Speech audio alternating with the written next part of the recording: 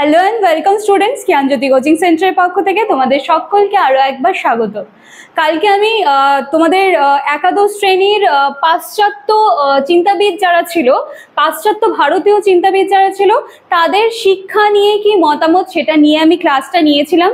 এবং আজকে কিন্তু আধুনিক ভারতীয় চিন্তাবিদ যারা রয়েছেন তাদের কি বক্তব্য, সেখান থেকে কিন্তু কিছু প্রশ্ন আমি তৈরি করে তোমাদের সামনে নিয়ে আসার চেষ্টা করেছি এবং সেটা নিয়েই কিন্তু আজকে আমার আলোচনার বিষয়। ক্লাসটা শুরু করার আগে আমি একটুখানি তোমাদের বলে নিতে চাই, তোমরা যারা এবার ক্লাস 10 থেকে সদ্য ক্লাস 11-এ উঠেছো এবং তোমরা যদি চাইছো যে জ্ঞানজ্যোতি কোচিং সেন্টারের সাথে যুক্ত হবে, আমাদের এখানে কিন্তু কম বেশি প্রায় সকল সাবজেক্টসগুলিই পড়ানো হচ্ছে এবং যত্ন সহকারেই পড়ানো হচ্ছে।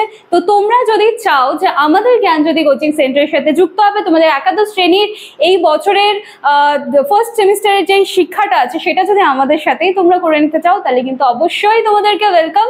আচ্ছা দেখো, কর্নারে তোমরা এখানে দুটো নাম্বার দেখতে পাচ্ছ, এই দুটি নাম্বারের মধ্যে যে কোনো একটি নাম্বারে যোগাযোগ করে তোমরা অনায়াসে আমাদের সাথে যুক্ত হয়ে যেতে পারবে। এছাড়া কোর্স ফি রিলেটেড যা কিছু তোমাদের কোয়ারিজ আছে সমস্তটাই কিন্তু এই নাম্বার দুটি থেকে তোমরা পেয়ে যাচ্ছ।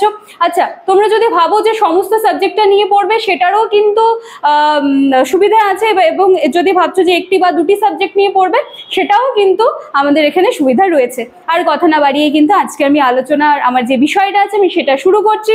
শিক্ষার ধারণা নিয়েই কিন্তু আমি শুরু করেছিলাম এবং সেই মতোই আজকে শিক্ষার ধারণা থেকে আধুনিক ভারতীয় চিন্তাবিদদের কি মতামত ছিল বা তারা শিক্ষা সম্বন্ধে কি মতামত দিয়ে গেছেন বা কি বক্তব্য, সেটা নিয়েই কিন্তু আজকে আমি কিছু প্রশ্ন তোমাদের সামনে নিয়ে আসার চেষ্টা করেছি।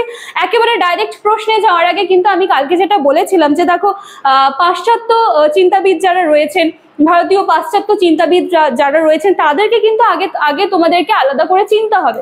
তারপরে কালকে আমি সেগুলো কমপ্লিট করিয়েছি। আজকে হচ্ছে কিন্তু আধুনিক ভারতীয় চিন্তাবিদ, ঠিক আছে? প্রথমে তাদেরকে জানতে হবে যে তারা কারা ছিলেন, তারপরেই কিন্তু আমরা আস্তে আস্তে তাদের মতামতে আসবো। দেখো, স্বামী বিবেকানন্দ, স্বামী দয়ানন্দ, মহাত্মা গান্ধী, রবীন্দ্রনাথ ঠাকুর, ঋষি অরবিন্দ, হুমায়ুন কবির, ডক্টর জাকির হুসেন, এনারা সবাই হচ্ছে আধুনিক ভারতীয় চিন্তাবিদ। এইবার হয়ে গেল সবার সাথে সবার পরিচয় হয়ে গেল। এইবারে কিন্তু তারা কি বলে গেছেন সেই মতামতগুলো নিয়েই কিন্তু 1 নম্বর প্রশ্ন। সবার প্রথমে রয়েছে স্বামী বিবেকানন্দের মতে শিক্ষা কি। তোমাদের টেক্সট বুকে দেখবে যে একদম ছক করে কিন্তু দেওয়া আছে।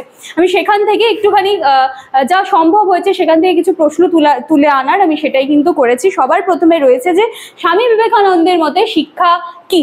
শিক্ষা হলো অন্তর্নিহিত সত্তার পরিপূর্ণ বিকাশ। সমস্ত শিক্ষা এবং প্রশিক্ষণের শেষ কথা হলো মানুষ তৈরি করা। খুব সুন্দর একটা বক্তব্য বা মতামত কিন্তু স্বামী বিবেকানন্দ আমাদের সামনে দিয়ে গেছেন। আচ্ছা দেখো, নাম্বার 2, শিক্ষা মানুষের দেহ, মন এবং আত্মার পরিপূর্ণ বিকাশ ঘটায়। ঠিক আছে, এইভাবে না একটা উক্তি তোমাদের সামনে দিয়ে দেবে, ঠিক আছে, একটা মতামত এভাবে দিয়ে দেবে এবং তারপরে অনেকগুলো অপশন দেওয়া থাকবে যে উক্তিটা কার, ডক্টর জাকির হোসেন, ঋষি অরবিন্দ না মহাত্মা গান্ধী। যেটা সঠিক জাস্ট তার মাথার উপরে একেবারে টিক করে দেবে। দেখো, সঠিক হচ্ছে মহাত্মা গান্ধী। তার জন্য কি করতে হবে, প্রত্যেকটা মতামত কিন্তু খুব ভালো করে কিন্তু পড়তে হবে, হ্যাঁ, কারণ এক্সামে যখন দেখবে যে একেবারে পাশ্চাত্য আধুনিক সব কিন্তু তখন গুলিয়ে যাবে। সেই জন্য আমি এটাই চেষ্টা করছি যে প্রথম দিন শুধু পাশ্চাত্য যেটা আছে সেটার সাথে পরিচয় হও। সেটা হয়ে গিয়েছো কালকে, আজকে আধুনিকের সাথে পরিচয় হচ্ছে। আশা করছি এটা নিয়ে আর কোনো কনফিউশন থাকবে না। এরপরে দেখো, নাম্বার 3, ঋষি অরবিন্দের মতে শিক্ষা কি। মানুষকে দিব্য জীবনের জন্য প্রস্তুত করা। ঠিক আছে, মানুষকে দিব্য জীবনের জন্য প্রস্তুত করা, এই সুন্দর উক্তিটি রেখে গেছেন ঋষি অরবিন্দ। এরপরে একজন আধুনিক ভারতীয় চিন্তাবিদ হলেন, এখানে 3টা অপশন দেওয়া আছে। অপশনগুলো কি কি, শঙ্করাচার্য, কনাদ না রবীন্দ্রনাথ ঠাকুর। এইবারে এক্সামে কিন্তু এইভাবে করে যদি দিয়ে দেয়, তখন যদি তোমাদের পাশ্চাত্য আর আধুনিকটা ক্লিয়ার না থাকে তখন কিন্তু সব একেবারে গুলিয়ে যাবে। তাহলে দেখো, এখন তোমরা ইজিলি বলতে পারবে যে একজন আধুনিক ভারতীয় চিন্তাবিদ, দেখো তো এখানে লিস্টের মধ্যে নাম আছে কিনা, আছে, রবীন্দ্রনাথ ঠাকুর। তাহলে একজন আধুনিক ভারতীয় চিন্তাবিদকে রবীন্দ্রনাথ ঠাকুর, এবং বাকি দুটো নাম যেটা আছে শঙ্করাচার্য এবং কনাদ, ইনারা ছিলেন কিন্তু পাশ্চাত্য চিন্তাবিদ। ঠিক আছে, আচ্ছা দেখো, শিক্ষা হলো চরিত্র গঠন এবং ধার্মিক জীবনযাপনের উপায়। এটা কে বলে গেছেন, এটা বলেছেন কিন্তু ঋষি অরবিন্দ। এর সাথে সাথেই কিন্তু আজকে আমার টপিকটা শেষ হচ্ছে।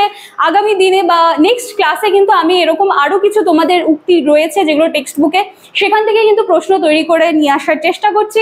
আশা করছি তোমাদের ক্লাসগুলো ভালো লাগছে। ভালো লাগলে কিন্তু লাইক, কমেন্ট, শেয়ার, সাবস্ক্রাইবের আশা রাখলাম এবং তোমাদের সকলকে ওয়েলকাম কিন্তু জ্ঞানজ্যোতি কোচিং সেন্টারে। চলো দেখা হচ্ছে নেক্সট দিনের ক্লাসে। Thank you.